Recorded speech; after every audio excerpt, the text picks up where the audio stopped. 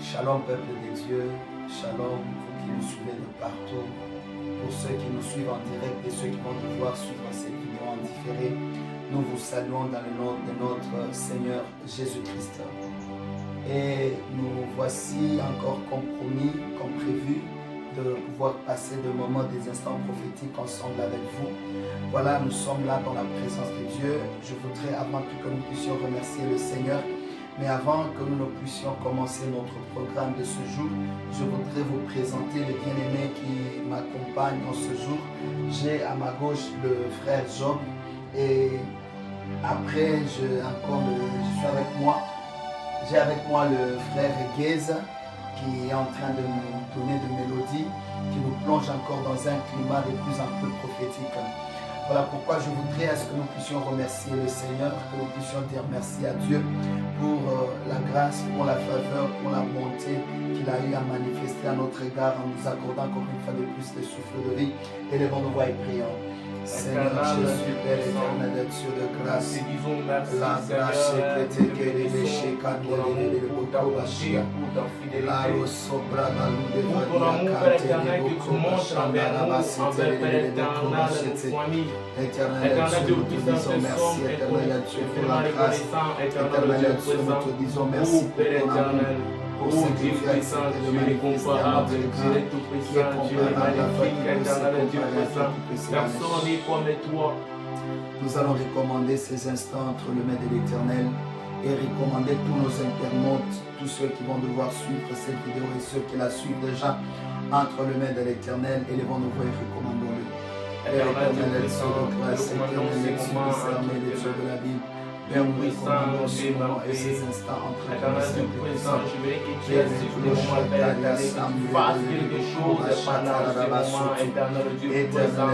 Oh, Sana, Oya, Santa, la Rosotoko, Dieu, Urama, Santa, Raba, Fada, Maïgajuru, Playa, Santa, Oya, Sana, Santa, Maïgajuru, Fada, Pawa. Merci Seigneur, merci éternel Dieu. Père, nous recommandons tous ceux qui nous suivent et tous ceux qui vont devoir suivre cette vidéo. Entre tes mains saintes et puissantes, accepte que ta grâce puisse être abondante sur et sur nous, dans le nom de Jésus-Christ. Amen. Acclame le Seigneur. Acclame le Seigneur. Voilà pourquoi, encore une fois de plus, ce matin, nous voulons partager pendant quelques dizaines de minutes sur un texte de la Bible. Nous sommes dans Daniel chapitre 4. Je commence par le 16e verset. En descendant, je lis la parole de l'Éternel. Son cœur d'homme lui sera ôté et un cœur de bête lui sera donné. Et 7 ans passeront sur lui. Cette sentence est un décret de ceux qui veillent. Cette résolution est un ordre de saint, afin que le vivant sache que le Très-Haut domine sur le règne des hommes, qu'il le donne à qui il lui plaît et qu'il y élève le plus vil et qu'il élève le plus vil des hommes. Amen. Nous voulons partager ce matin sur un sujet qui est intitulé le décret de l'Éternel ou le décret des dieux. Avant de pouvoir commencer, je voudrais en fait commencer par définir le terme, le mot même décret. Le mot décret, d'après les Saintes Écritures, d'après les origines grecques ainsi qu'hébraïques, nous constatons que le décret sont les desseins éternels de Dieu fondés sur son conseil le plus sage et le plus saint.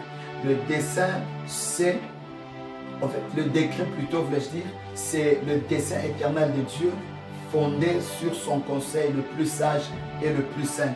Peuple de Dieu, je voudrais vous dire que Dieu ne fait jamais rien sans pour autant décréter cela.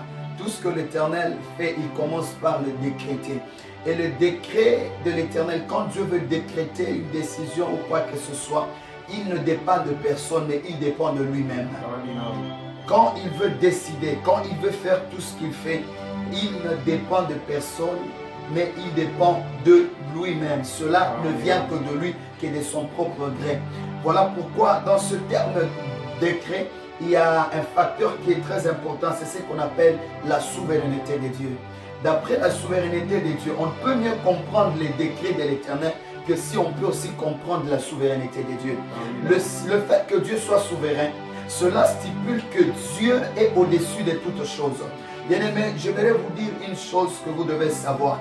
Quel que soit le trône que vous pouvez occuper aujourd'hui, quelle que soit la position que vous pouvez occuper aujourd'hui, une seule chose que vous devez avoir à l'esprit est que l'Éternel Dieu est au-dessus de tout.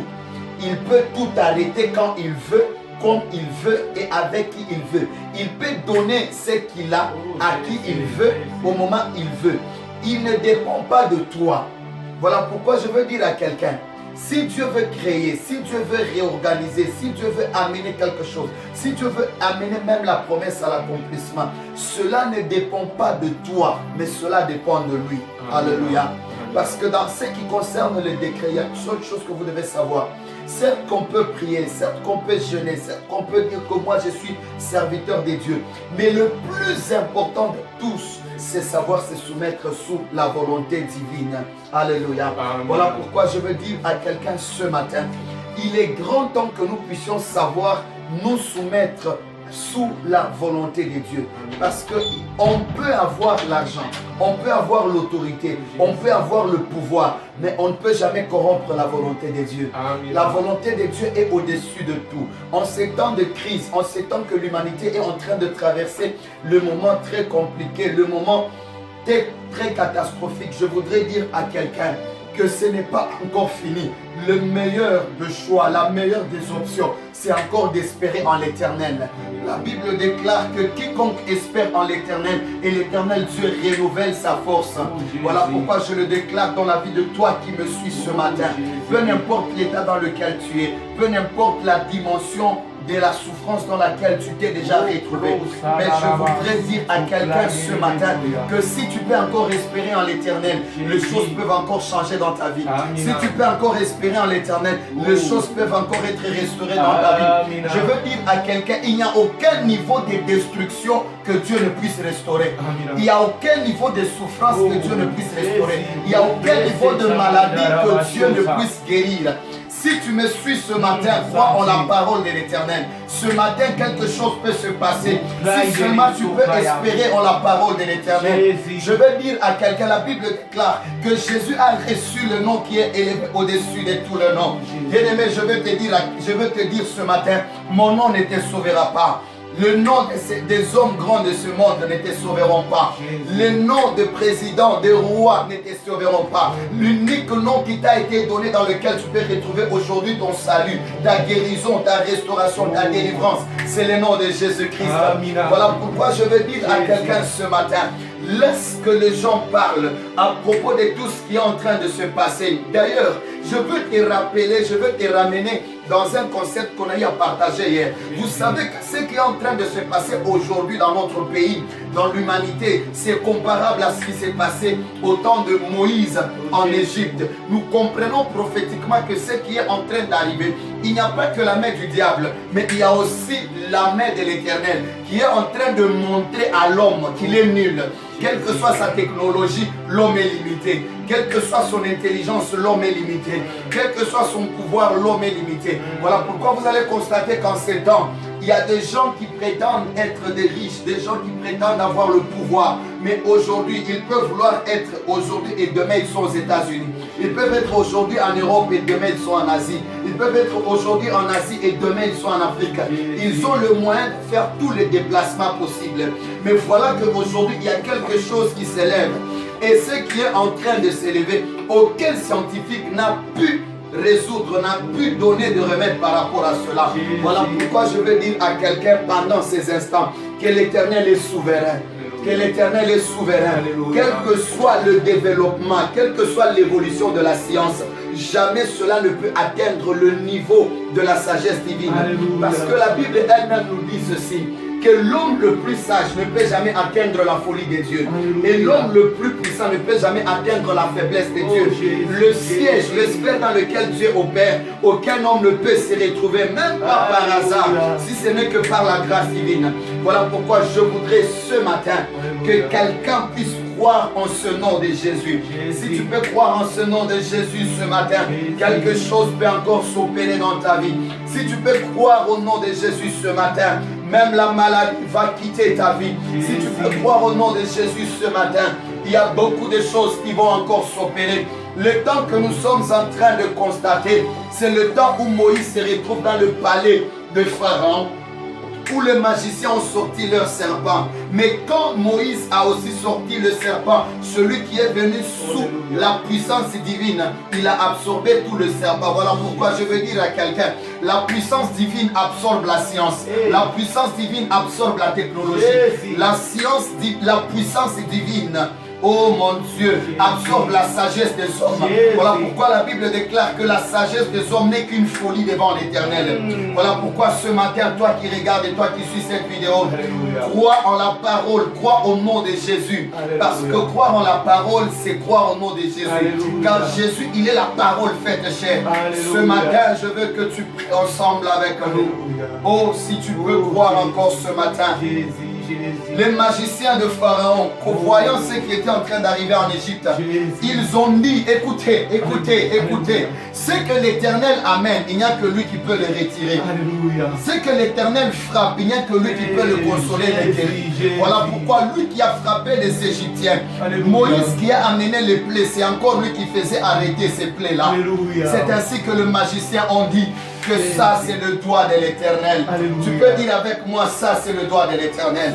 Ça c'est le doigt de l'Éternel. Le temps est arrivé où la puissance divine doit se manifester maintenant en ces instants dans ta maison. Le temps est arrivé où la main de l'Éternel doit affecter tout ce qui est attaché à toi. Le temps est arrivé où la puissance de l'Éternel va maintenant affecter ta vie, va affecter ta destinée. Parce que les décrets de l'Éternel sur ta vie sont si puissants. Les décrets de l'Éternel sur ta vie sont si souverains que tu ne peux rien y changer. Il décide qui va mourir et qui va vivre. Il décide qui élever et qui abaisser. Il décide qui guérir et qui frapper. Il n'a que lui, l'Éternel, qui est au-dessus de tout.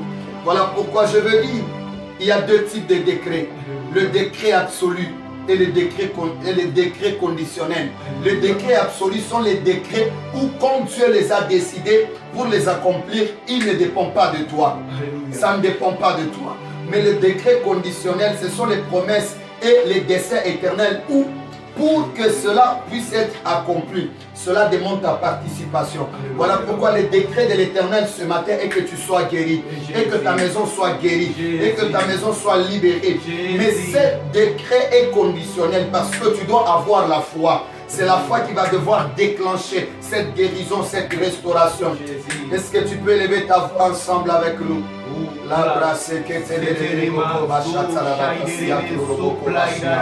Éternel Dieu, ce matin, je suis en train de prier pour tous ceux qui sont en train de nous suivre. Accepte de les guérir, accepte de les restaurer, accepte, Éternel, de les épargner de tout ce fléau par lequel l'humanité est en train de passer. Je sais que Père éternel, cette pandémie, Père éternel, le pas aussi, Père éternel, de toi. Remonte le volume du clavier. Seigneur, la plaie, on t'appellera Jéhovah. Oh, Ramazata Rabama Soplo de Rebekaya. Zitero Sandarabama Sota. Nous voici, Seigneur, nous prions. Nous allons prier pour tous ceux qui sont en train de nous suivre. Pour que tous ceux qui sont malades, que ceux qui vivent dans la peur, que ceux qui vivent dans l'oppression, que l'Éternel puisse les libérer. Et les voix et prions. Éternel Dieu de grâce, en vertu de l'autorité et de la parole, je suis en train de prier pour ceux qui sont en train de nous suivre. Et répétez plusieurs fois dans ta parole. Seigneur, il y a des gens, Père éternel, quelques personnes déjà reçues, Père éternel, ils vivent dans la paix encore, Seigneur. Oh, Sanagoria, je voudrais que Père éternel tienne la paix, la paix de l'eau sacrée par rapport à cette pandémie, Père éternel. Oh, Sakaya. Oh, Zema, soufflez, Shakaya. Père éternel, nous te disons merci parce que tu nous as accordé ces instants. Nous te disons merci pour les internautes qui nous suivent à l'instant. Et je déclare, alors qu'ils sont en train de suivre cette vidéo, que la guérison puisse les affecter, que la protection divine puisse être sur eux, qu'ils puissent expérimenter le climat qui était à Goshen. Alors que dans tout l'Égypte, l'ange de la mort était en train de sillonner, de frapper, mais les enfants d'Israël à Goshen étaient sous ta protection et ta sécurité. Alors que tous les disciples étaient en train de frapper l'Égypte, mais Goshen était épargné de toutes ces choses. Seigneur, épargne tes enfants. Épargne tes enfants, épargne tes enfants dans le nom puissant et glorieux de Jésus-Christ. Nous disons Amen. Amen. Ça a été pour nous un réel plaisir et nous vous promettons demain à la même heure que Dieu vous bénisse.